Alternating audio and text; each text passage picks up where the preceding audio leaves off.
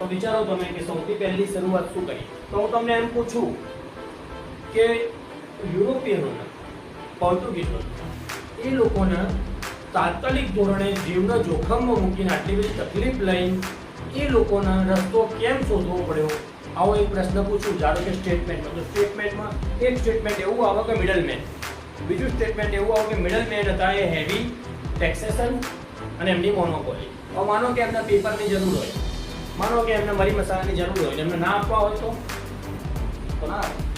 બરાબર. ત્રીજો સૌથી મહત્વની વાત હતી કે એ જે એમને પેમેન્ટ ચૂકવતા હતા એ વર્થ ગોલ્ડ. તમે સમજો કે ગોલ્ડના બરોબર એનું પેમેન્ટ ચૂકવવું પડતું હતું નાની નાની વસ્તુ. એટલે આ 3 મુદ્દા હતા, આ 3 સ્ટેટમેન્ટ હતા. બરોબર.